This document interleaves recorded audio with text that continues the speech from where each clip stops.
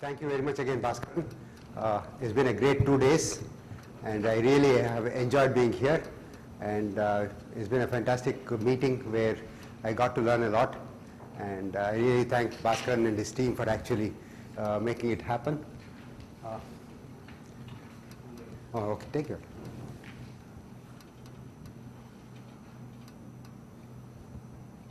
Frequency mismatch. No, yesterday was okay. Maybe.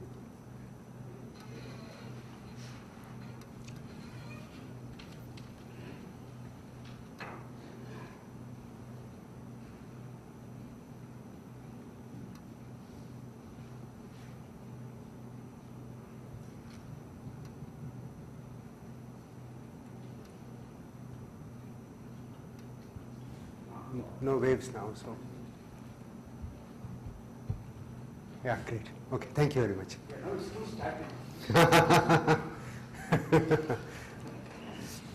Okay, so I will discuss a little bit of what we have done in dynamic DMRG methods while giving an introduction to various other methods that have been used, that are being used both at present and that have been used in the past.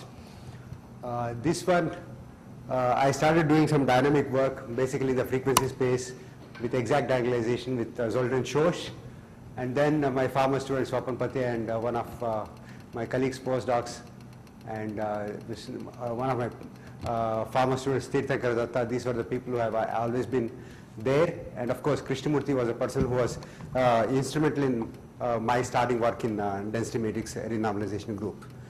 Okay, now let's come to what are the things that we are going to study.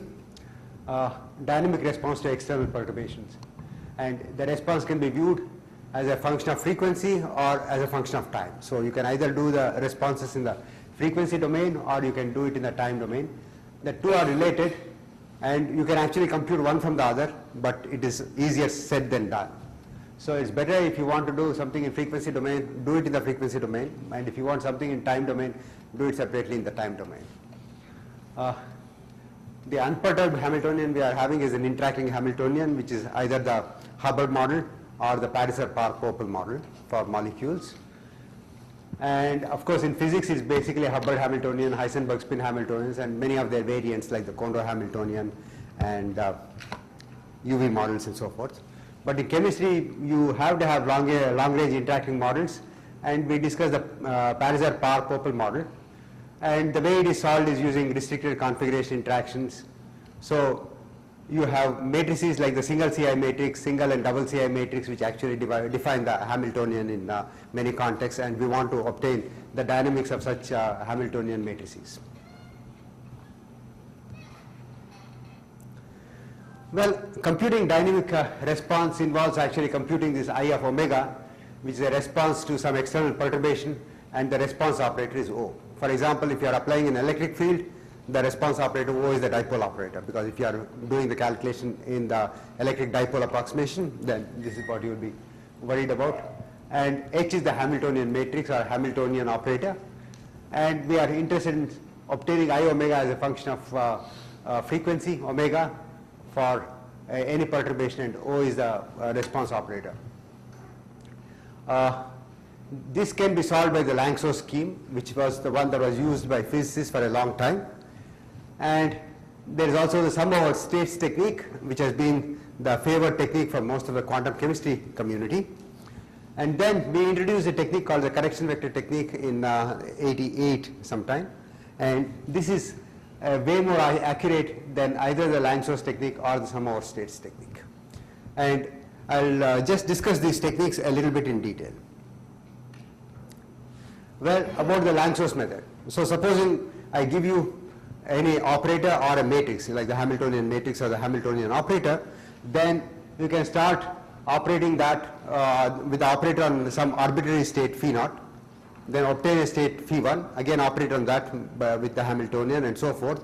So basically you are actually constructing what is called a Krylov space, and within that space you get a tridiagonal representation of the Hamiltonian matrix, which is actually because Hamiltonian is Hermitian. If you have a Hermitian operator, you get the tridiagonal representation of the operator in the Langsos scheme.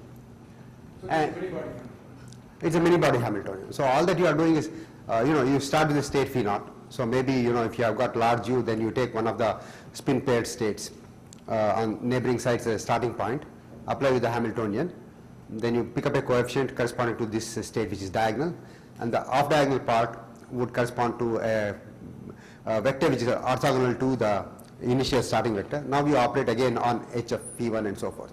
So it's basically some kind of a power technique.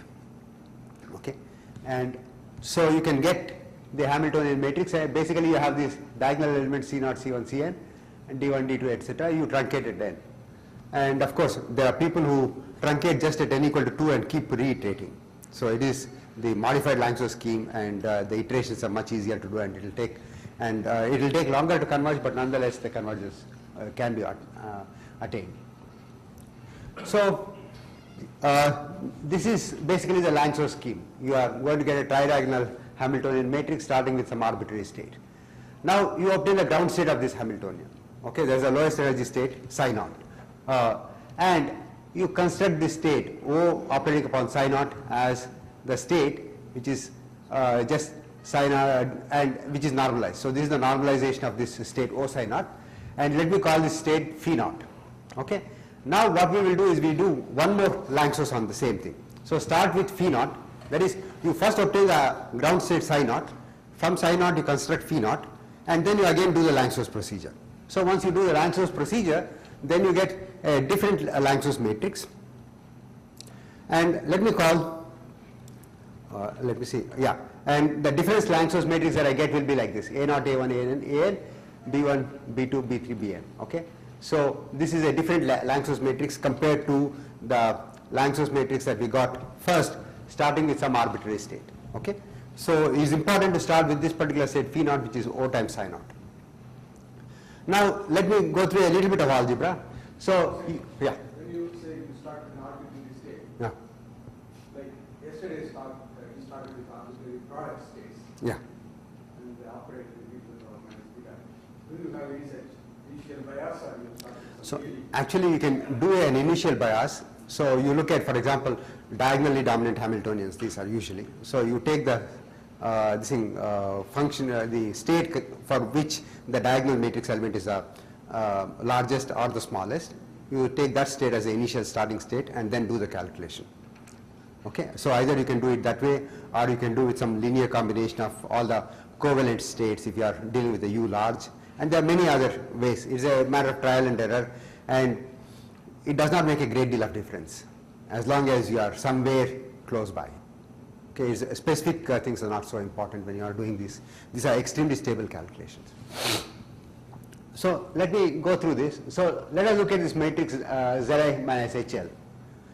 So this is of course the Zi minus HL inverse, and when you multiply the two you get the identity operator. So that is obvious. Now let me write down the mnth element of this matrix multiplication, which is MP times Pn, the Zi minus HL and Zi minus H inverse. Okay. Now let me take just n equal to 0. So when I take n equal to 0, and if I define my matrix elements in the pth row as this is the 0th column, right? Because this is a 0th column and pth row index is changing, P is. So if I say xp as Zi minus HL inverse P0, then you will see you get a set of linear equations. Zi minus HL MP times xp is delta M0. Now from these equations we solve for x0. So what is x0 in this case? x0 is this quantity phi naught 1 upon Zi minus HL phi naught, because phi naught was a starting vector, and this Zi minus HL inverse is what I am taking. So this term phi naught 1 upon Zi minus HL phi naught is what we are going to get as x0, and this is, if I were to write it in terms of the ground state, I started with psi 0, then I have psi 0 O dagger 1 upon Zi minus HL O psi 0 divided by phi naught to the power half, and this is the response function that we were looking for. So x0 is nothing but the response function. And to calculate so you are given the new Hamiltonian matrix HL starting with this phi naught vector, and you have all this tridiagonal matrix. From the tridiagonal matrix you can solve for x naught by using solving this set of equations by plugging in what is Zi minus HL and you solve this set of equations, then what you will get is a continued fraction solution. So the continued fraction solution is minus 1 upon pi imaginary part of this one, z minus a naught b1 squared, etc., etc. So this is the technique that was used, that was first developed by, I think, Full Day, and later on applied to DMRG by Karen in 1995. So this was, she applied it to Heisenberg spin chain, and she studied this one. And the advantage is that once you get this matrix, you can keep changing z value and then obtain I omega corresponding to whatever z that you want, because z is nothing but E naught plus h cross omega plus I epsilon. So DMRG has not come in so far. DMRG has come in because Karen Halberg did this calculation. Your presentation. In my presentation, the DMRG has come in simply because the Hamiltonian matrix that I started with can be a DMRG Hamiltonian matrix. Okay, so this Hamiltonian matrix that I had, for which I get the tridiagonal form, this can be the DMRG, you can construct this from the DMRG matrix. So if you are given the DMRG matrix in whatever basis, the DMRG basis, you can construct a tridiagonal matrix, which is the Lanchos, and then you can do all the steps that I told you in order to get the frequency dependent response. So that's what actually Karen did for the DMRG, within the DMRG framework. So she started with the DMRG matrix, obtained the tridiagonal form, obtained the ground state, and from the ground state she started with a new function and constructed this matrix, and from this matrix as a continued fraction she got the response functions. Okay, so this was just straightforward extension of the DMRG method to this one. Lanczos is really fast. Numerically it is fast because once you get the Lanczos matrix, then you can keep plugging in different frequencies and get the entire spectrum I of omega. It is quite straightforward.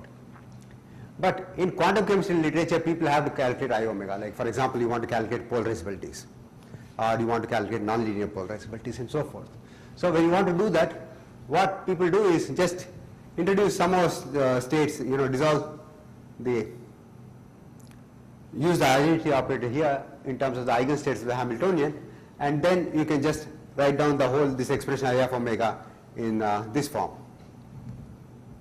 which is just psi 0 O dagger excited state O psi 0 divided by the energy denominator.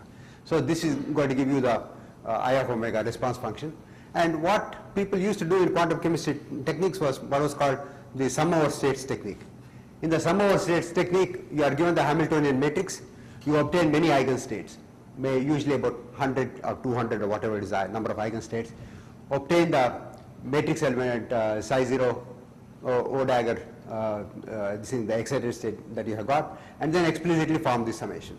Of course, this is an uncontrolled approximation, there is a truncation involved, and incidentally, even in the Lanczos scheme, there is a truncation involved over and above the DMRG truncation, because the DMRG matrices are usually of the order of about 100,000 or 200,000 by 200,000 kind of matrices. Because if you keep a DMRG cutoff of like 500, then you will have a really huge space, because it is 16 times 500 squared, so that is something like 4 million. And even if you specialize the case to a Hilbert space that you want, from the 4 million you are going to have maybe at least 500,000 or a million by million matrix, and the Lanczos matrix that you are going to construct is typically about 1,000 by 1,000 matrix. So from something like 1 million states, you have actually truncated to about 1,000 states. So there is a truncation involved even in the Lanczos scheme, and in this scheme the truncation is even more severe because it is very difficult to keep 1,000 states, obtain 1,000 excited states.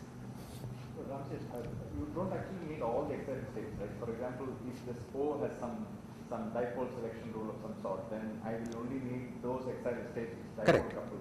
Correct. But the point is that when you have even those spaces are pretty huge. Okay, because if you have a 1 million states, then the dipole selection rule is going to break it up only into about 500,000 and 500,000. Okay, because you have the one which is odd under inversion and one which is even under inversion is what you are going to look at.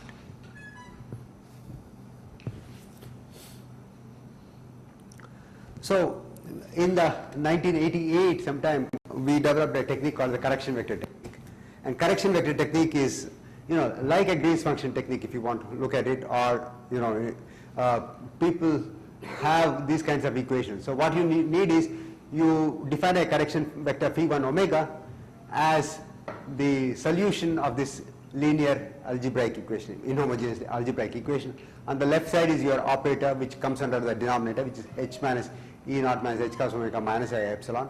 Operating upon phi1 omega is going to give you O times psi naught. Psi naught is a ground state, you know the ground state.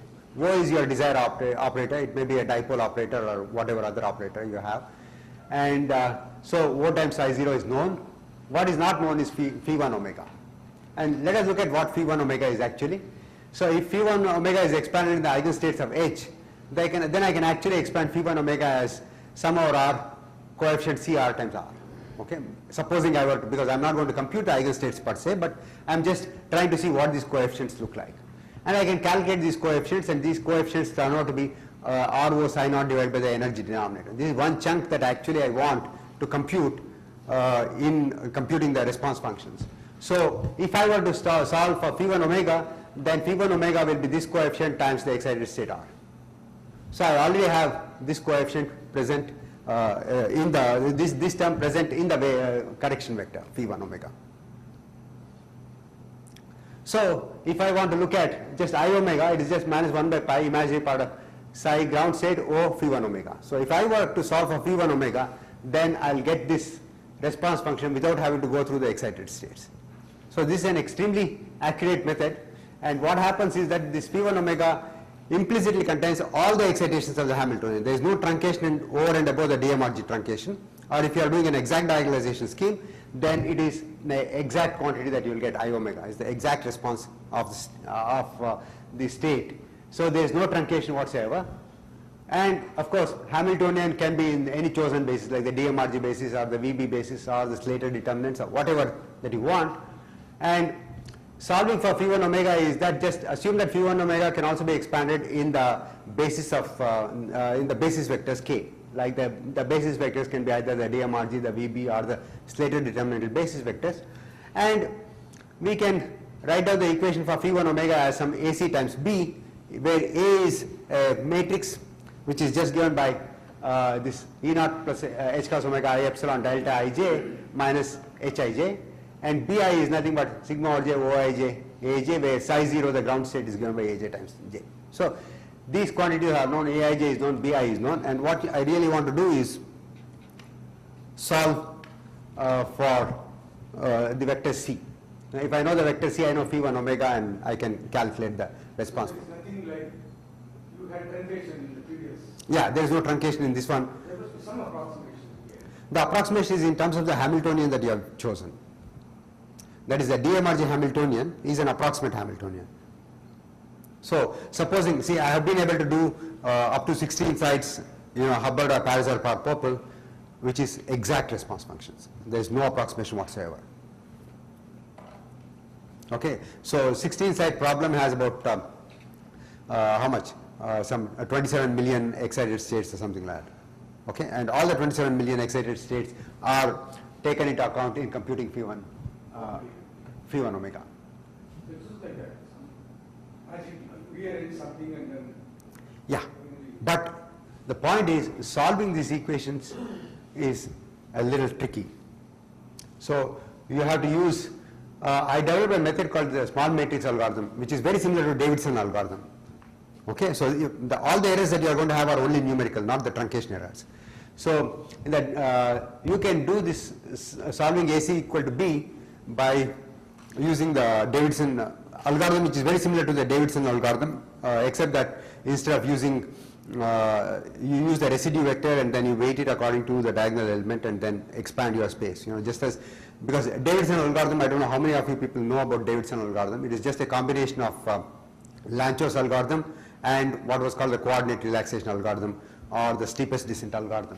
And you can, here it is combination of Gauss-Seidel iterative scheme and a Lanchos scheme to obtain the solution for AC equal to B. It's pretty fast, extremely fast algorithm.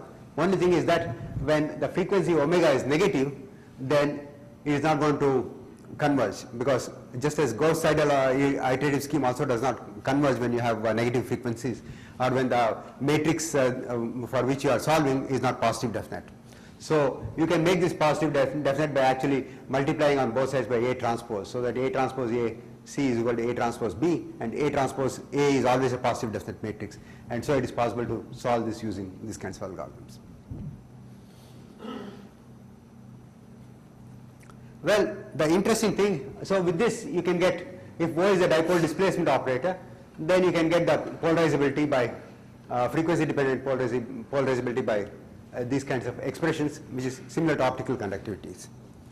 Okay, because there you do the current correlation functions, and here you are doing the dipole correlation functions.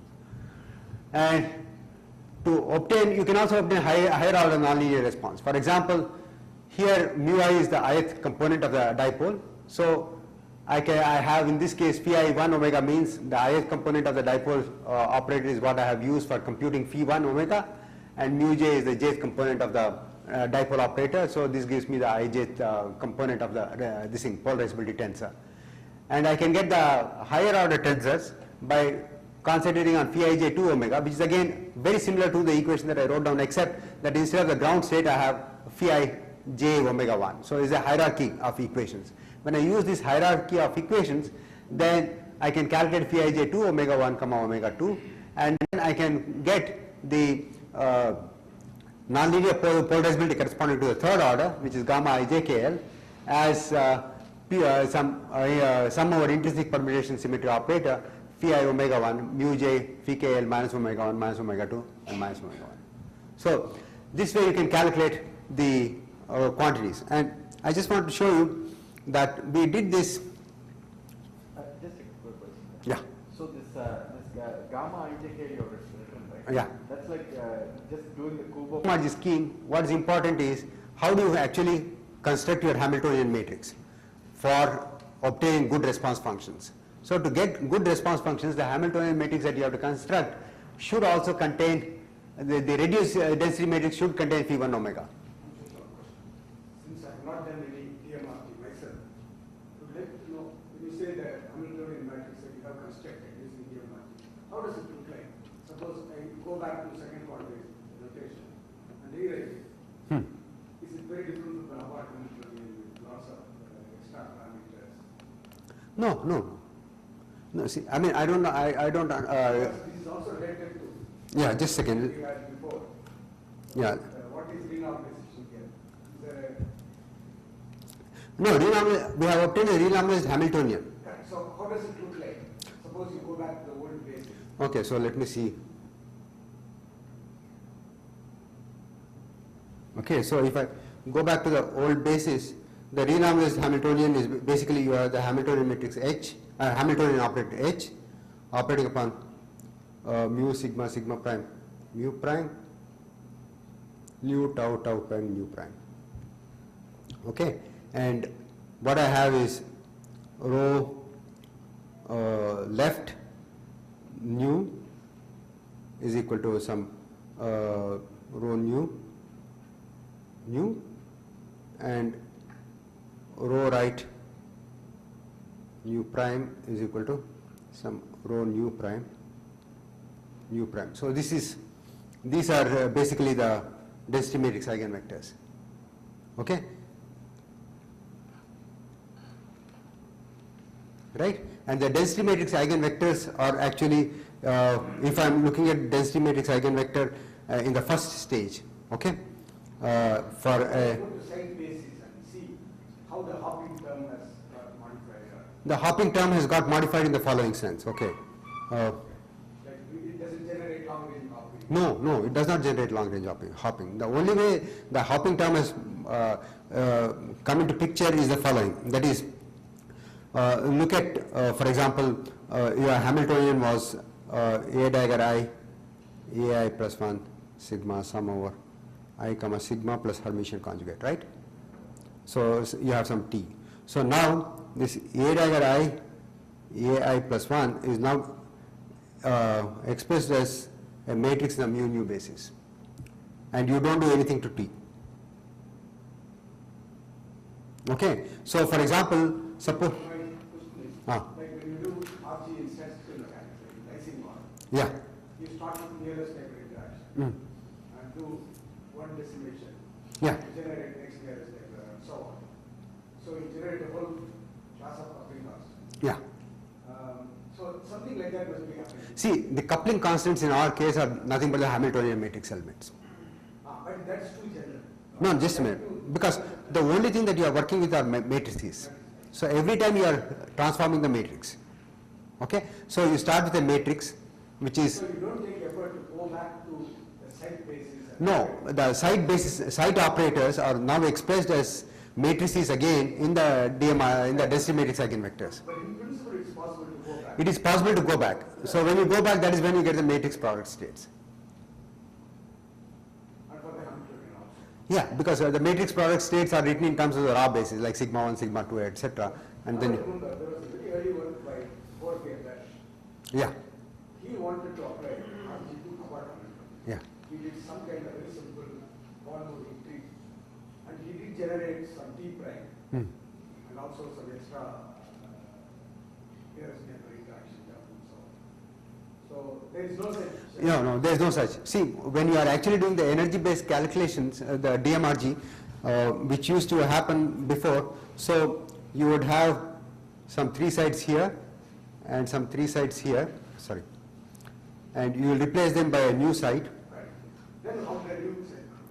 and the interaction between the new sites will involve hopping of the long range. And so it will involve hopping from, for example, this site to this site. Okay, because the eigenstate consists of all the things. But here in this case, what you are doing is not that one. You are only replacing the Fock space by the density matrix eigenvectors.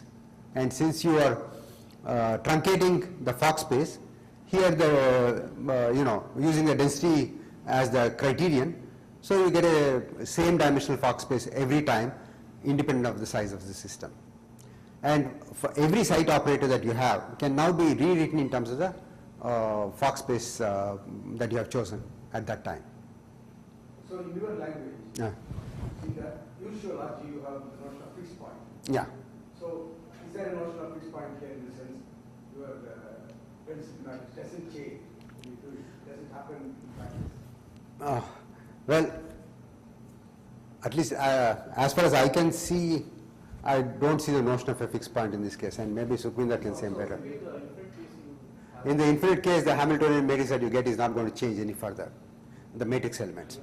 But yeah, but usually you never go up to that point, because what you are actually doing is do a calculation for 300 or 400 sites, and by then you have already converged. So the change is small. But when you sweep, right, I mean, based on what I learned from Yeah. after a while the ground state doesn't change, right? So that in a sense is a fixed point of. Yeah, I mean, eigenstates are fixed points. If you want to look at eigenstates of the infinite Hamiltonian are the fixed points, and you are actually driving the eigenstate to that particular fixed point. So, and from that point of view, the Hamiltonian matrix, at least for the ground state, will give the same ground state. But whether the entire Hamiltonian matrix itself remains the same, I don't know. Yeah. Because the ground state, see, what you are homing in on is the ground state only. Right. So the Hamiltonian matrix elements can change, but still the ground state need not change. So I don't know whether. So just to follow from Bhaskara's point, so in a sense at every stage and simply doing a new unitary transformation of the Hamiltonian to some new basis. Yeah. So it's not really changing any magnitude of any coupling constants in. Well, what are coupling constants? Coupling constants are your Hamiltonian parameters T, the transfer integrals, right? So now once you truncate the space, then the Hamiltonian matrix elements change. So you are changing the coupling constants. So in that sense, you are changing the coupling constants, but you are not focusing on this one. You know, like see in the RG of this thing, Wilson's RG or whatever it is, you are having your partition function. You want to keep it the same, right? It should not change. So that's what you are looking for. But here you don't have any such restriction. So there you are. In fact, according to people who do this entanglement normalization, there is a restriction. Suppose you have a set of operators O1 to A, you take an expectation.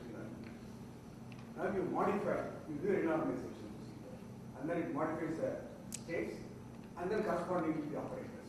So numerically, these two things should be the same. So O prime, expectation value psi prime should be equal to O psi psi. So I demand equality of some observable and then calculate. But So That is how they define renormalization. But what we are doing is we are adding the sites. So what is the operator O that you are going to look at? Because you are generating new operators when you add new sites, right? So I do not know I only know the working principle behind it, but I do not know exactly what the flow diagrams are for these things, because I don't know whether anybody has worked out the RG flow diagrams for the DMRG case. Yes, there is one factor, one of the phrase review article. He does put a flow diagram formally. Then he says this bit can be done or something like that. But I have not seen anybody. Yeah, I have also not seen anybody having done that. So it may be good to study in some solvable models, because then maybe more some insights may come. No, here as somebody said, the computer. no, but people did do the solvable models. For example, the uniform Hubbard model in the uniform spin-half Heisenberg chain. But they have not, as far as I know, they have not looked at the flow. What they were actually looking at was either the excitation spectrum or the ground state energy per site. So you are pragmatic to calculate things. Yeah, calculate things. Observe. Yeah.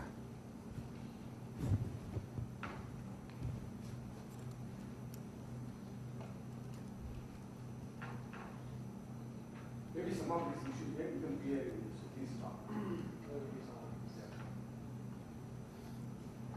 So the important thing is when you actually construct the density matrices, you must take the density matrices to have representation of the phi 1 omega, that is a response function. So what you do is you take the ground state density matrix and the density matrix corresponding to phi 1 omega and take the average of those. So you get an average reduced density matrix and do the calculation. And when you use the average density matrix, then the phi 1 omega has a very good representation in the space, and so your accuracy goes up. The point is this method is far more accurate than the Lanchos scheme, except that is much more compute intensive, because you will have to do separate calculations, solve the Ax equal to B kind of inhomogeneous linear equations for every frequency omega. And this involves, this can be pretty time consuming, and particularly for negative frequencies, the time taken is far more, because you are going to be solving something like A transpose A, X is equal to A transpose B. So it's a far more involved calculation. So this is something that we, for Hubbard and Parzer-Parr-Popel kind of models, we developed this technique in '88 because we were interested in nonlinear optics at that time, and later on used the same procedure for the DMRG calculations. And I just want to show you how good the DMRG is. So here I have these isotropic tensors of the second and the fourth ranks here. I have just averaged them over all the angles, because that's what you actually measure. And you see that for a 12 site U by T equal to 4, the exact value of alpha is 5.343 in 10 to the minus 24 ESU, and alpha bar DMRG is 5.317, and gamma exact is 598.359.1.1. And in fact, if you look at the components, the dominant components are showing much better equalities. So for example, the dominant component is 14.83 for alpha XX, and DMRG is 14.81. These are the exact numbers you can get. And similarly, gamma is 2873 versus 2872 is embarrassingly extremely close. So this method has now become fairly common practice, because what happened was, after we published our work, then there was also a paper by White and Kuhner, who also showed that for their use it was good. And then Jeckelman and others have, now people in the DMRG community use routinely the correction vector technique instead of the Lanchos technique for calculating the response functions. And here are some results for different values of U by T as a function of length. And you see that when U by T is large, then there is going to be a saturation in the gamma values much more rapidly. So looks like the correlations tend to suppress the fluctuations which are responsible for dipole oscillations. Your method, this correction vector method, is it being used by people who want to calculate electron spectral functions in R-space? Because they have very similar thing. You have C dagger C. Yeah, correct. So do they use this method? So there are lots of numerical efforts also Yeah, but I have not seen that. I have not kept track of that one. Because my old methods used to do like the chemistry said, take concrete. Some out states. But Yeah, some out states is a extremely uncontrolled approximation. so people may not be familiar with this. But this one is using a DMRG. Since you get it for all the excitations of the DMRG space that you have chosen, so these are extremely accurate accurate values. So here is some other results for value of gamma average as a function of for the UV models. And since I'm focusing more on the method, I don't want to go into that one. So I'll just give you a brief summary of what the frequency space DMRG technique is. You can compute all the response functions within the DMRG scheme. The main methods are the Lanchos method and the correction vector method.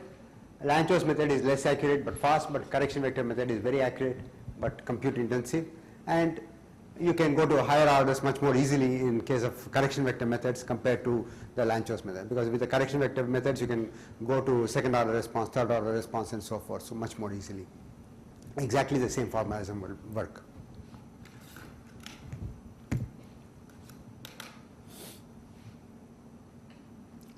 Now I will go into real-time dynamics, and in real-time dynamics what we really need to do is to solve the time-dependent Schrodinger equation IH cross delta psi by delta t equal to H psi. So this is what everybody knows, and what we do is we start with some wave packet psi. For example, depending upon the problem that you are looking at, we could probably start with, in our case we have started with a wave packet which is a ground state, the ground state wave function which has been doped by one hole, so at the site 1. So what you do is you take the ground state wave function and operate by A1G, which is actually annihilating the electron on site 1 with spin up, and that is equivalent to hole doping. So this is like an arc-based, you move an electron.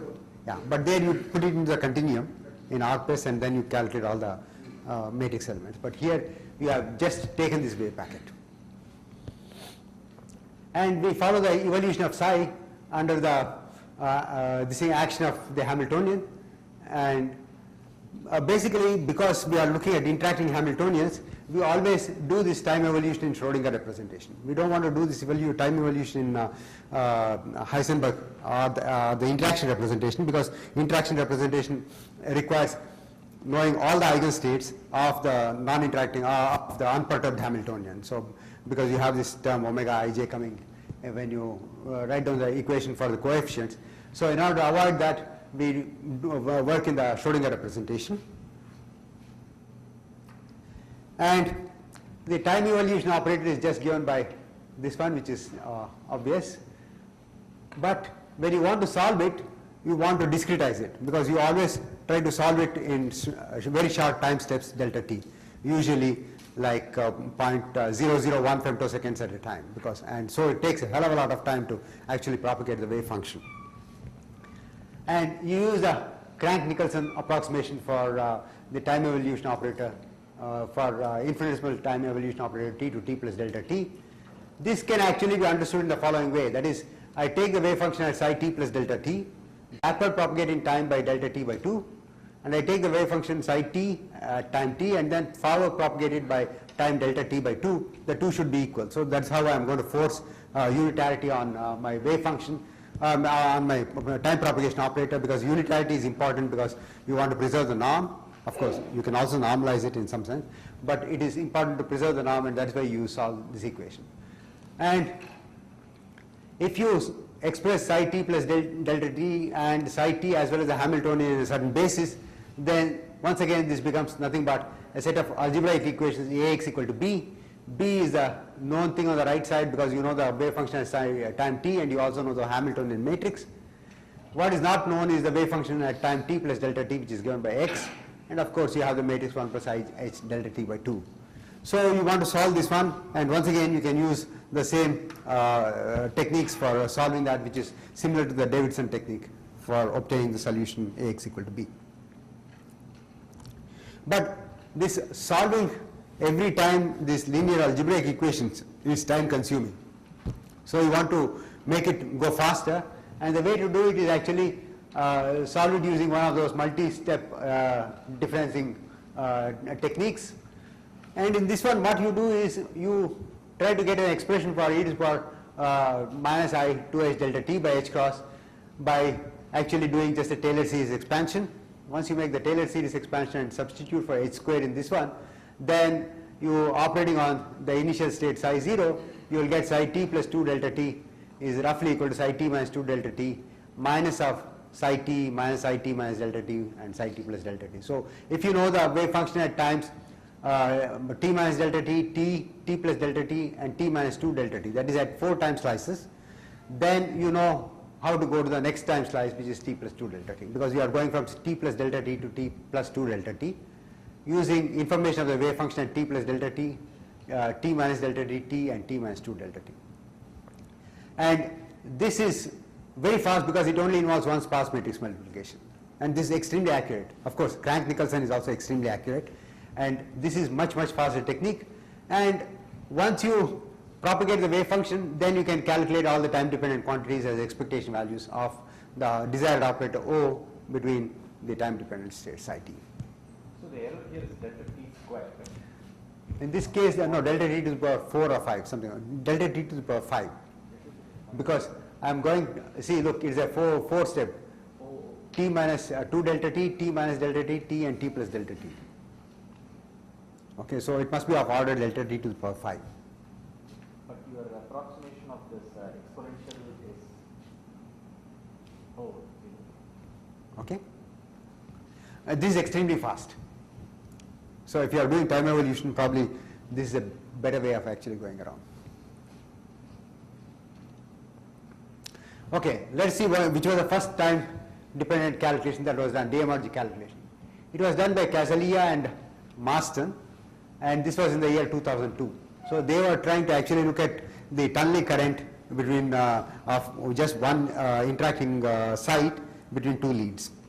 So that's what they were doing the calculation on, and they used the DMRG Hamiltonian with different cutoffs to study the tunneling between two Luttinger liquids. So basically you have two Luttinger liquids between which the tunneling is taking place, and they use, the only thing DMRG about this particular time evolution was that you use a DMRG Hamiltonian matrix, and they found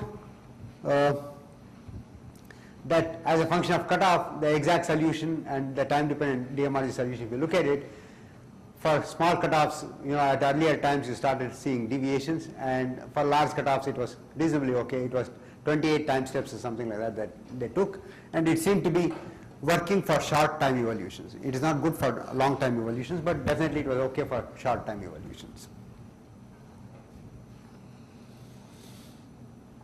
Then came the work of Lu, Xiang and Wang, which we call the LXW algorithm.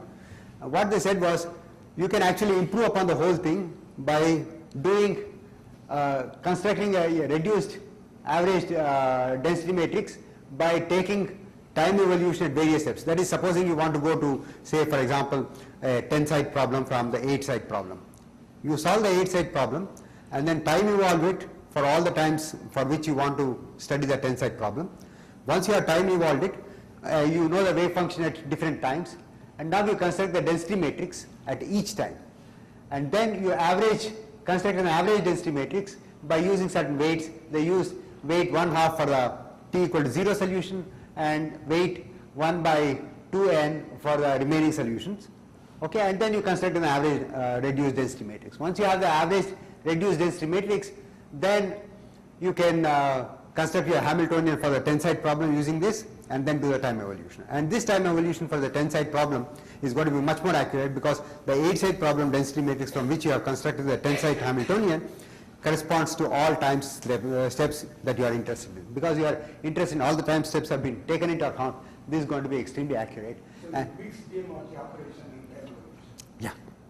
So what you do is, for the 8th step you have the Hamiltonian matrix.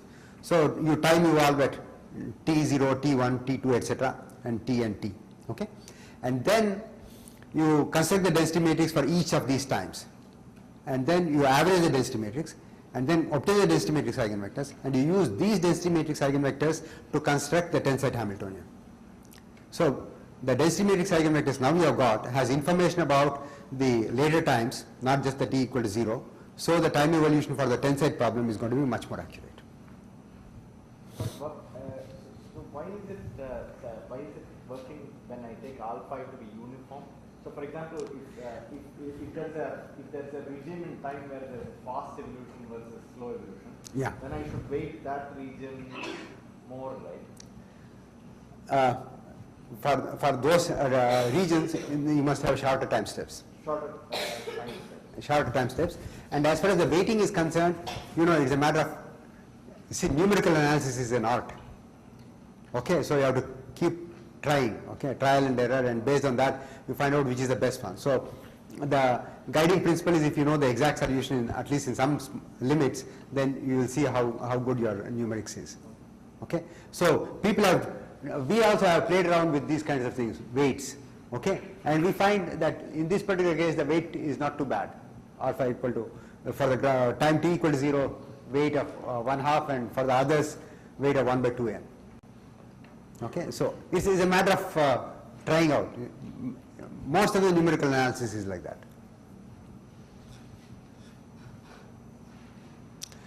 The main drawback is extremely time consuming. See, what they do in these cases is only infinite DMRG. They don't do the finite DMRG algorithm.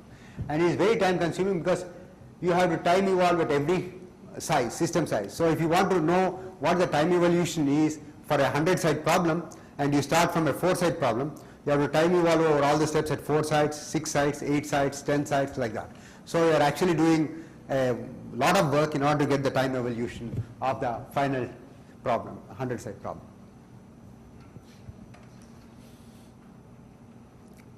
And here they show the differences. For example, they have taken some 24 time slices here, and they show that with the 24 time slices, the agreement is far better when you have actually weighted out your average density matrix and obtained a pretty good representation of the reduced density matrix for the next step. So you will get rid of all these spurious oscillations. So most of these oscillations are spurious, okay, and that's because the state is going out of the Hilbert space. Okay, and you do have oscillations which are actually genuine. These are the Rabi oscillations, but these are not the Rabi oscillations because these disappear when you do a much more accurate calculation.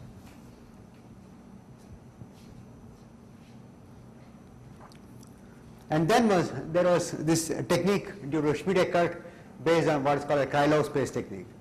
What is Krylov space? Krylov space is nothing but you take your any vector x, and then you operate by Hamiltonian on that vector x, you generate a new vector. Make this new vector orthogonal to the old vector, then you have x, if the initial vector was x0, now we have x1. And then x2 you can get by operating on x1 and then making it orthogonal to x0 and x1. So like that you can generate a space which is obtained by actually operating by the Hamiltonian operator on a starting state repeatedly. Now what you can do is you can obtain a matrix representation of your Hamiltonian in this particular space, and that becomes a Krylov space representation of your operator H. And in this one, what they did was also interesting. That is, they take the initial wave packet and they expand it in a few low-lying states of the Hamiltonian. So you are given the wave packet size 0, and given the Hamiltonian, they also know the various low-lying eigenstates, maybe 5 or 10. So they know ground state, the first excited, the second excited, and so forth. So this wave packet size 0 is first projected onto these states, which is the ground state, the first excited, the second excited, and probably the 10th excited state. And only the residue is taken to use to evolve using the Krylov space technique. So because once you have the coefficient times an eigenstate, the time evolution of the eigenstate is trivial, and so only the residue needs to be time evolved, and they found that this technique was quite accurate. But what I know is that this method has not been very widely used.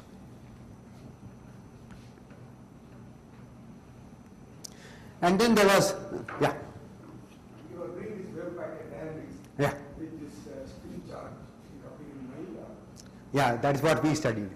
Tirthankar studied spin. You can give a motivation. Yeah. Wave packet dynamics. Now, wave packet dynamics you can study for various things. For example, you want to find out the tunneling current, how it varies with time. Supposing you are you start, yeah, you just, it's basically non-equilibrium dynamics is what you are going to be worried about, okay? So supposing I take my 2 leads and the central site or whatever it is, and introduce chemical potential difference between the 2 ends, then the electrons start flowing from one end to the other. So you want to find out the dynamics of the electron flow, or you want to find out the current. Okay, so that is one kind of problem that people have studied. Another kind of problem is what we have studied, which is spin charge separation as a function of correlation strengths and as a function of the range of correlations and so forth. So I will come to the other problem, but I thought I'll spend more time on the techniques because people were more interested in the DMRG techniques. So that's why I'm focusing more on the techniques. And I want to give an introduction to various kinds of different techniques that people have developed, because for the time-dependent case, there is no, like they say, there are several ways to skin a cat. So, like that, you have different ways of actually solving the problem. Okay, so that's why I'm trying to focus on various other things. So this was one, and the other one is actually based on a bipartite lattice. So supposing your Hamiltonian is a bipartite lattice with only nearest neighbor transfer terms, then you can actually break up your Hamiltonian into H1 plus H2. H1 is this thing, transfer term, or the Hamiltonian, which involves site, an odd site and an even site, and H2 is one that involves an even site and an odd site. So this will contain like H1 2, H3 4, H5 6 and so forth, and this will contain H2 3, H4 5, H6 7 and so forth. And the nice thing about that is, if you are only having nearest neighbor interactions transfer, then all the terms within this group commute and all the terms within this group commute, and because of that you make very little commutation error when you expand these kinds of operators, exponentials of these operators. So you use a Trotter decomposition. You take e to the minus IHT by h cross and you write it as e to the minus IH delta t by h cross times n. So this is the Trotter formula, which becomes exact in the limit n tending to infinity. And you write down for a small time slide delta t, this one in this particular form, h1 delta t by 2, h2 delta t, h1 delta t by 2. Then the error you are making, the Trotter error in the expansion is of the order of delta t cubed. So if you keep delta t fairly small, then your Trotter error is acceptable. So now what you do is, given an initial DMRG state, I want to do a time evolution. So if I want to do the time evolution, the given initial state is this one. Okay, some coefficients. This is actually a problem which corresponds to n plus 1, n plus 2, ln minus. So this is actually a L side problem. Okay, so here I have the density matrix eigenvectors for the left part, and then one new site, another new site, and then the right part. Okay, and these are the coefficients that I've got. Now if I want to do a time evolution of this one, what I'll do is I'll just time evolve the bond, which is sigma n plus 1 and sigma n plus 2.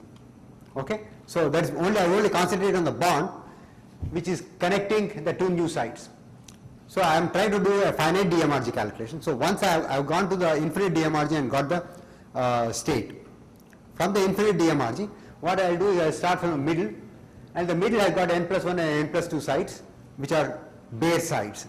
Not put, their states have not been put in the density matrix eigenvectors.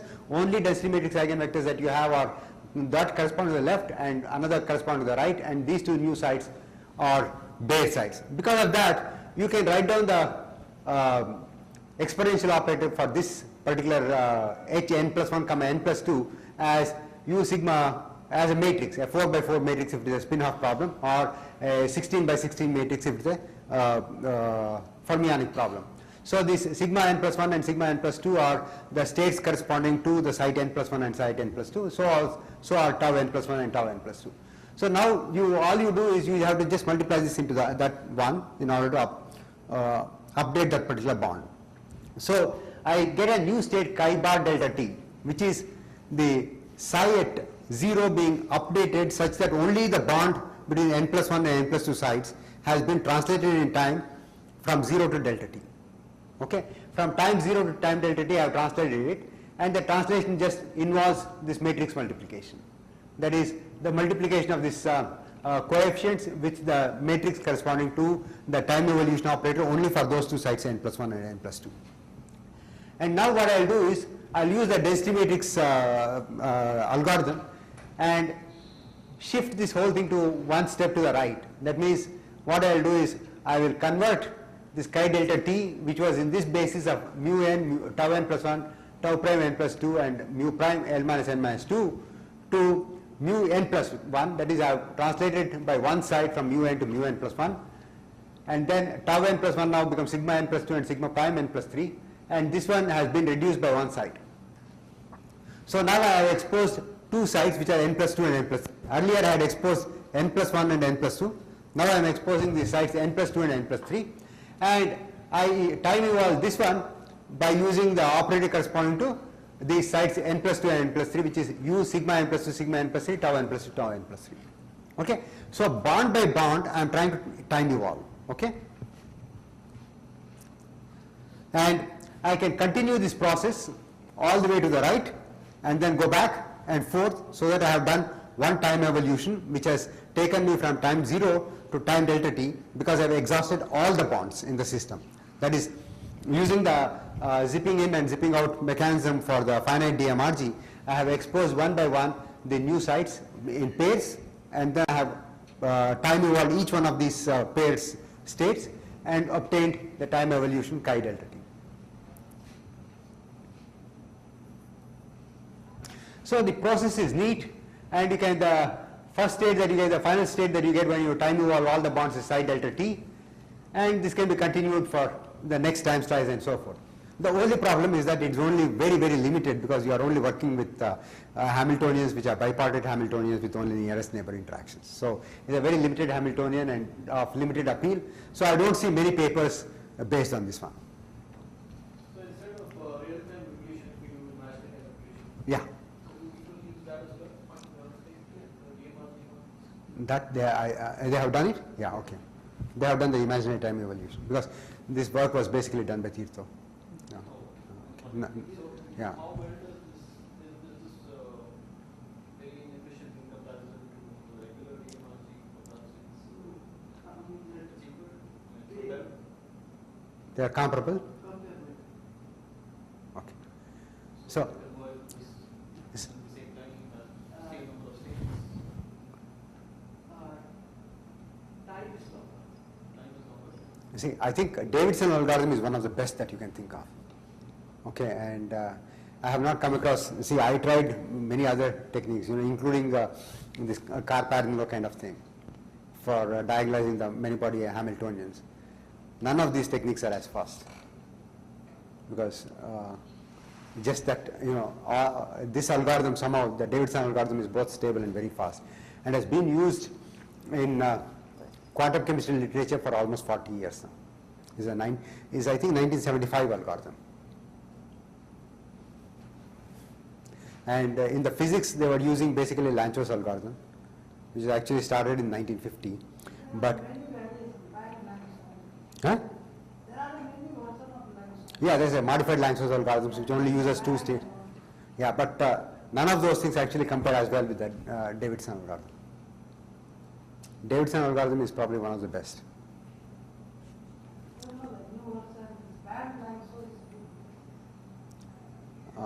I don't know, because I don't know how many people have used it to know whether it's yeah, okay, but what I know is, I know the modified Lanczos where they only use two states, or else the Lanczos can be rewound, but you can also do the same rewinding of the Davidson algorithms, and Davidson algorithm is one of the most stable. You can target many excited states simultaneously if you want, whereas Lanczos is basically good for the ground state. Anything more than ground state is very iffy with Lanczos.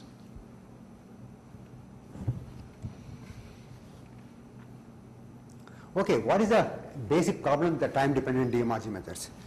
The basic problem with the time-dependent DMRG methods is that you start with your full Hilbert space is shown here, and your DMRG Hilbert space for psi 0 is somewhere here. Okay, now you start time evolving it, then very quickly at some later time the wave function goes out of the DMRG Hilbert space, and because it goes out of the DMRG Hilbert space, the accuracy gets lost. So that's the reason why you cannot have long time evolutions which are accurate within the static DMRG space. So what? Even physically, when you go to some excited state, it may not have a matrix product. Yeah, it may not have a proper representation of the higher excited state will not have sufficient projection onto the DMRG space at time t0. You can always have like this, number of states. Yeah. The NPS can span the entire. So in a dynamic way, you have to keep expanding the dynamic. But the only thing is that you don't know which excited states are going to enter into the time evolved state. But that you are better, applying a perturbation.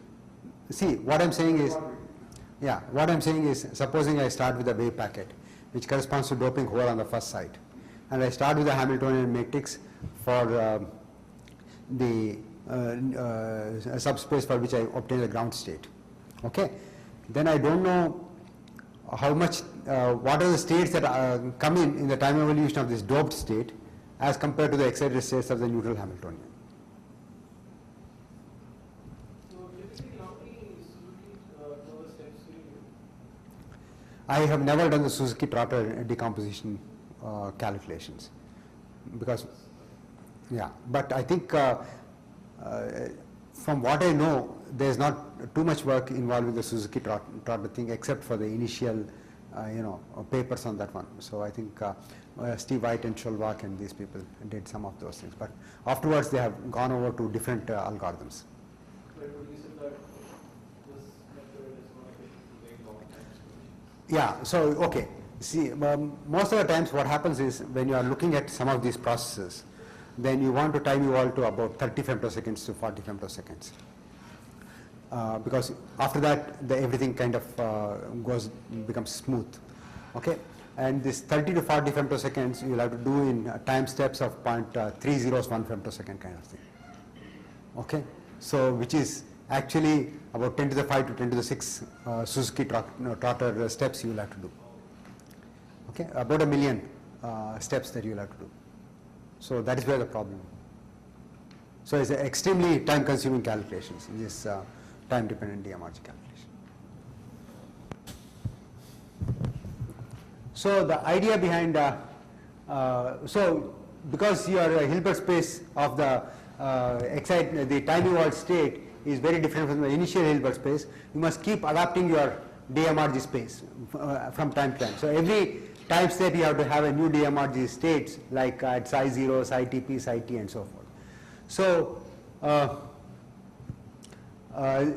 the thing that one is actually trying to do these kinds of time, changing with time is what LXW algorithm did. So for example, LXW algorithm did an average density matrix which involved time evolution over various time steps. Okay, and at various at a given time it was, no, actually here this is a slightly different one that I have written down here. This is actually getting many excited states to actually contribute to the average density matrix, but this will not be enough as we will see it. So we tried doing something different, which was actually sliding window or pace keeping of the pace keeping or the LXW TD-DMRG algorithm. So what we did was, instead of doing the time evolution over the entire time t at every size and then constructing your average density matrices, we said that we will do the time evolution for p steps and then p of about 100 and then do the solution when we come to p here, then we make the next time window. So we keep sliding the time window so that we don't have to do the time evolution at every this thing for over the entire time interval, but only over part of the time interval so that we save time. So we don't have to do very far into the future the time evolution in order to get a better approximation of the time evolution at shorter time. So we only cut it down here and then keep sliding the window to the right. So this is what we did for looking at some of the spin charge separation work that we did earlier. That was about 5 years back.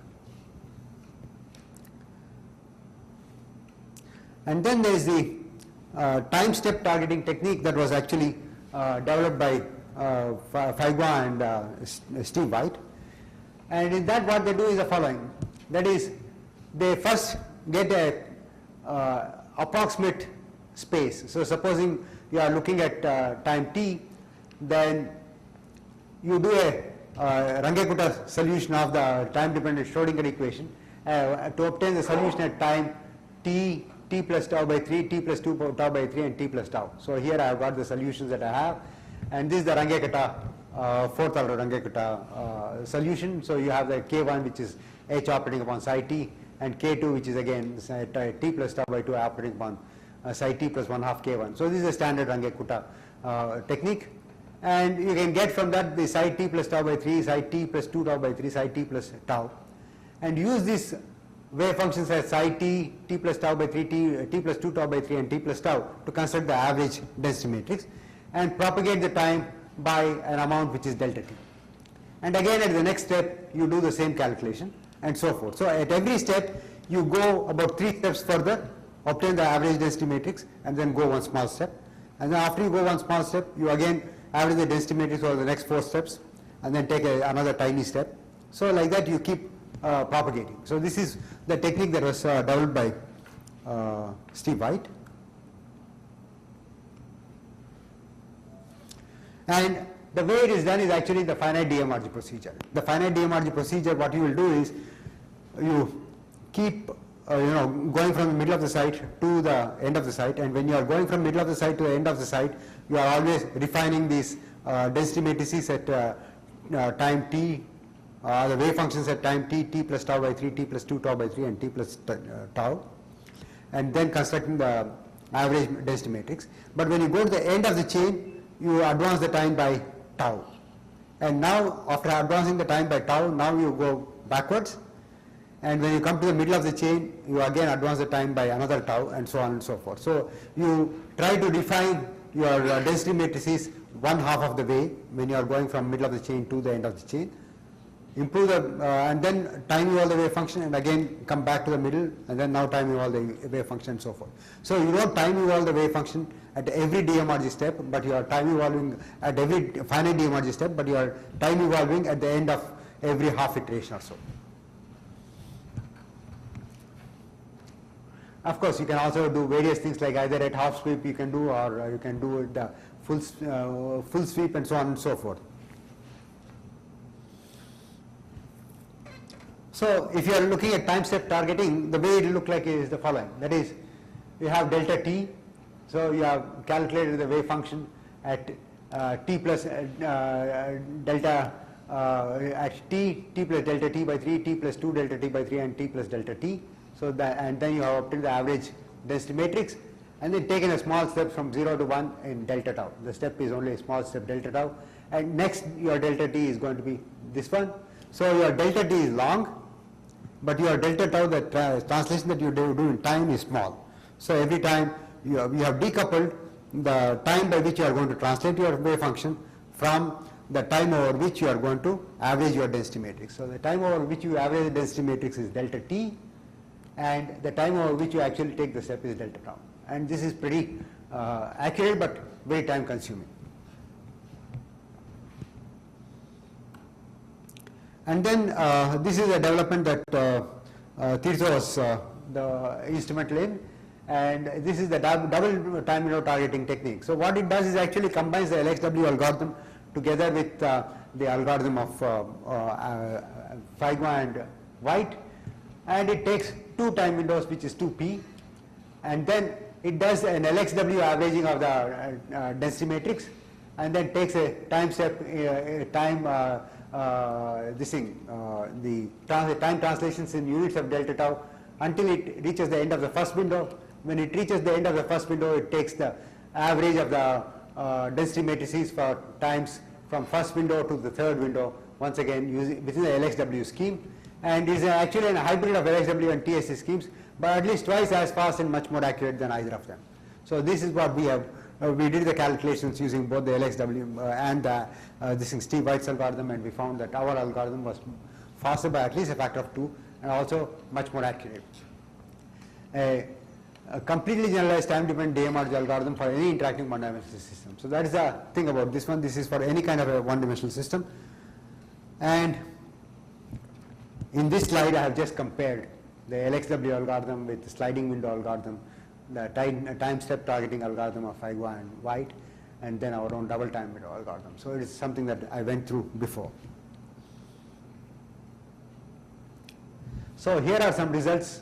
And I think it is rather difficult to read from a distance the curves and the details that are given here, but the important thing is that the time step that we have used, delta tau, is 0.066 femtoseconds, and we have done the calculations with M64, 100 and so forth, and we find that we have calculated the time taken for the time evolution of the charge at first site.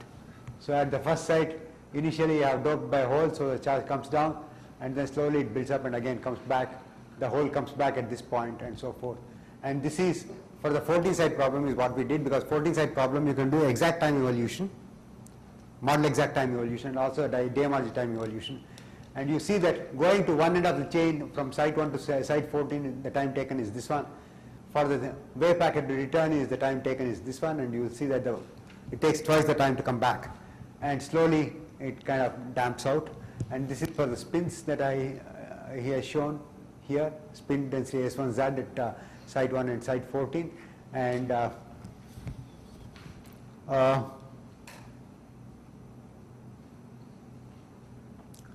these are much more accurate calculations with different cutoffs, and I have done the calculations have been done with a cutoff of about 250, and this is just to see how it varies with cutoffs. But the interesting result is actually in the next one. So you can see the time taken for the charge to move from the first site to the last site, which is here, first site to the last site. The charge moves much more rapidly than the spin. The spin takes a much longer time to move, because the spin velocities typically depend upon 1 upon j, where j is the exchange constant, whereas the charge velocities typically depend upon 1 upon t, which is the time taken for hopping. Okay, so you see that as you increase u, then of course the time taken for the spin keeps will be now different from the time taken for the charge to move, and you will see here the spin velocities are much more, the charge velocities are faster than the spin velocities, and we try to look at the ratios for different chain lengths, 20, 30 and 40 sites for different values of u, and for the PPP model. For the PPP model, the ratio of the charge velocity to spin velocity is a factor of 2 for the parameters that we have used. So the charge moves twice as fast as the spin. But for Hubble models, it depends upon what u by t you have chosen, and also you see there are very strong finite size effects, because the velocity ratios are going to depend upon the chain lengths. For example, VH by VL for 20 sites is 1.4, the same ratio is 1.31 here and 1.28. So it's fairly dependent upon the chain length, so we have not overcome the finite size effects. So Ramchandra, your chains are finite, they are Finite, finite, open boundary. Open boundary, I have created a hole at site 1 and then tried to see how the charge of the hole moves and how the spin of the hole moves. So this is, we did some calculation on what happens when you have the dimerization, that is not all the bonds are equal. So you have short bonds and long bonds in your chain, in the PPP chain, and we see that that has some effect on the spin and charge separations. I will not go into the details of that one.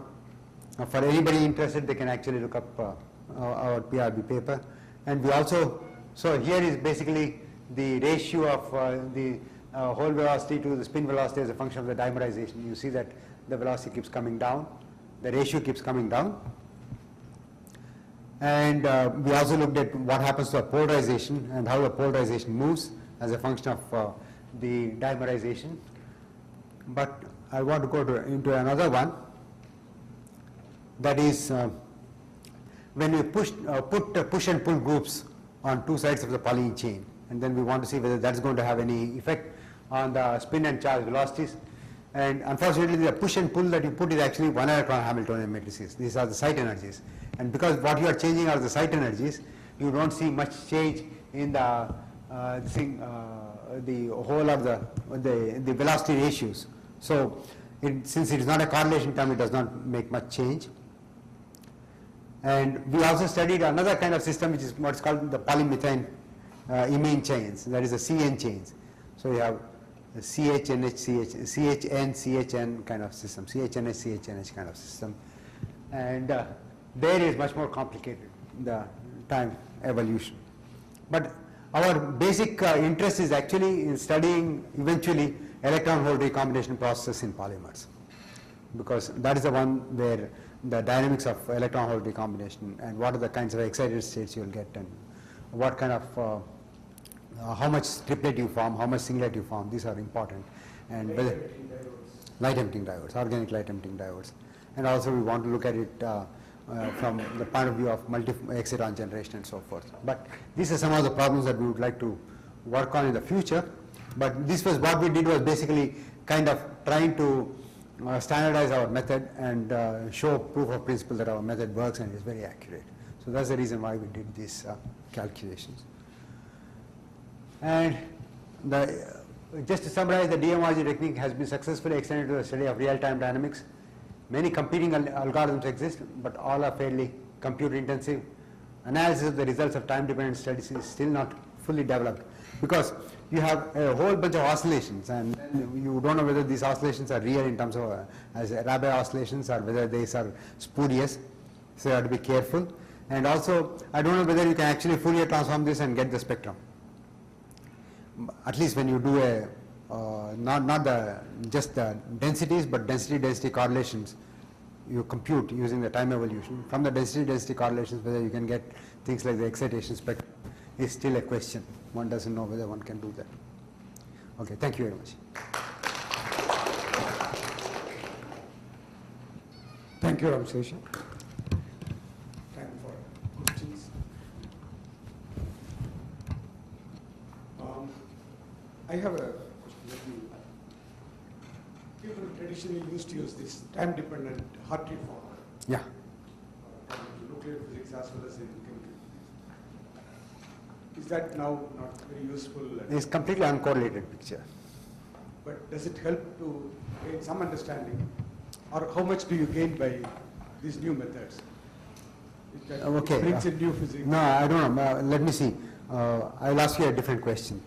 That is, how much does Hartree fog allow you to understand the new physics of various systems that you are studying? So it's very doubtful, because explicit correlations are the ones that are very important. So if you do a Hartree fog, you kill all the fluctuations. Once you kill all the fluctuations, all the interesting physics is lost, right? So I think the same thing will happen with the time-dependent Hartree fog. See, sometimes low energy physics is very strongly modified by correlation effects. Correct. But when it goes to excited states, they don't have sufficient time to interact. Correct. So some of these old methods might work. That's why I was... Okay, but what I don't know is that are we really interested in the high excited states in our problems, or whether we are only interested in the lower energy excitation spectrum? Because the high energy excitation spectrum, for example, would correspond to, in a Hubbard model, all the charges being on one half of the chain, very high, or like multiply doubly excited states, and doubly charged states. So no, I'm just provoking you. Yeah. I know that, for example, things like the spin and charge velocities, which are different. That will not talk. From Hartree form. You can't get it. That's why I'm asking you, because that's the reason why It's valuable. it's valuable, absolutely, because the time-dependent Hartree fog. See, if you, many people probably might say that why do you want to do density functional when density functional theory can answer the all the questions that you have. Why do you want to do it? But my answer is density functional theory is basically an empirical Hartree fog. Okay, it does not give you any insights. So similarly, if you want to get insights, then you'll have to do. So then, related question. You mentioned about this multi-exciton prediction. Is that also a strong correlation effect? Oh yeah, because multi-exciton generation is basically generation of the triplets from a singlet. So, and the triplets must be such that the singlet energy must be high enough to create two triplets. Triplet energies should not be too low. If it is too low, then the voltage of the open cell voltage of the solar cells, organic photovoltaic cells will come down. So you want to keep the voltage about 1 volt. So you want the triplets at about 1 volt, but you want to have the singlets about 2 volts. So maybe, I'll just make one comment about it. See, I thought that the strong correlation effects are very, for some specific systems at low temperatures and so on. But recently I heard, and also Dr. Amsesha, that even in solar energy problems, normally you shine light, one photon creates one exciton. Basically, 1 electron hole pair. one electron hole pair, and then you separate them and then producing current. But there are situations in which one photon can produce 3 excitons. Not directly. That directly. What happens is you excite it to the highest singlet state, and there are low-lying triplet states so that you can get more than 1 triplet. So, for example, 1 singlet exciton can create 2 triplet excitons. And if these triplet excitons separate, you get two electrons and 2 holes. So, which means the current becomes double. So solar energy becomes. But as long as the voltage of the triplet state is high enough that you don't lose in terms of voltage, then the power you generate is twice. It's amazing, it's a pure strong correlation. Yeah. So when we write project, we'll say solar energy. Absolutely. And you will get a lot of money. All the money under the sun.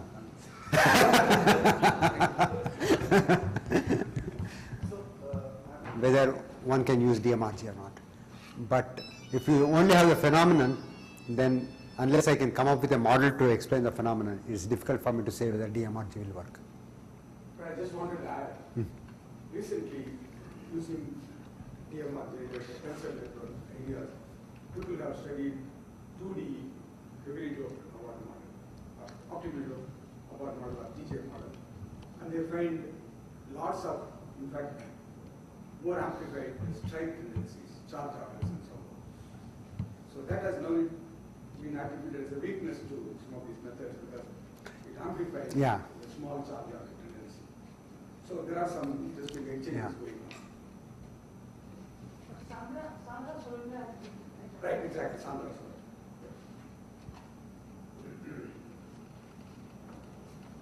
So, Vidya, there. Talking about this capturing of time scales through such time different methods. That's probably a general question. It's not relevant only to DMRG. So, if you have like a very small time scale, like an exponentially small Kondo scale, would it be possible to capture it in the kind of time scales that we can go to in this So, see, actually, short time scales is not a problem. The long time scales that becomes a problem. So, I mean, you would expect that small energy scales would manifest themselves on a longer time scale. Yeah. So, it would not be easy to capture those in these kind of time. Yeah, it depends upon actually what is it that you want to look at. For example, if you are looking at, say, electron-hole recombination process, these things occur in a matter of a few femtoseconds because, transfer integral is typically of the order of 1 electron volt. So 1 by T is the time that you are looking at. So it will be of the order of femtoseconds, and these kinds of things can be used for femtoseconds to, maybe 100 femtoseconds if you are very optimistic. But if you are looking at magnetic problems, say for example magnetic tunneling, quantum resonant tunneling that you see in molecules like Mn12, and you want to see what happens to the tunneling. That typically takes place on a time scale of about 10 to the minus 6 to 10 to the minus 8 seconds, because the rate at which you are ramping magnetic fields there is at about 10 to the power 6 Tesla per second. So in these kinds of situations, techniques of this kind are going to be rather difficult because you'll have to sit pretty on a particular magnetic field for a very, very long time, evolve it, and then increase the magnetic field and so forth. So there are problems in terms of general time evolution problem itself, but you can come up with techniques, but anything that takes more than a picosecond is going to be rather difficult. And the related question is that in the time dependence, if you do like a quench problem, Yeah. you suddenly change parameter, then would you expect that in the time scales that Please you keep capturing, in the time scales that one can capture in these calculations, would it be possible to see the manifestation of the small energy scales? Probably. So what you are saying is, I solve my Hamiltonian for one set of parameters, and suddenly change the parameters of the Hamiltonian and want to see how the ground state is going to evolve. Right. Right? So it's a sudden approximation. Right. And Kind. in the solution of the ground state Ah. that you did it for, let's say, Original parameters. Yeah, for the original parameters. Let's say there is a small time scale. Ah. There is a small energy scale. I'm sorry, not a time scale. Small energy scale. Would you see the manifestation of that in any way in the short time scale that you're being able to evolve? I mean, this is. It's something that you have to work and see. Suppose you do a sudden approximation. Yes. So what are the eigenstates? How do they project onto the spectrum here? Yeah. Correct. So if the sudden approximation you've done has a large projection on the small energy excited states that you're thinking about, then everything is gone. I think So, maybe- but there, actually, one need not go through these kinds of procedures, because once you have your new Hamiltonian, you have the eigenstates of that one, and then express your wave packet initial state in terms of the eigenstates and do a time evolution, which is much easier to do. So, I think we are keeping, Yeah. it's a good time. Yeah, okay. Thank you once again for the next talk. Two talks. So we'll adjourn for tea and come back at 11:30 unless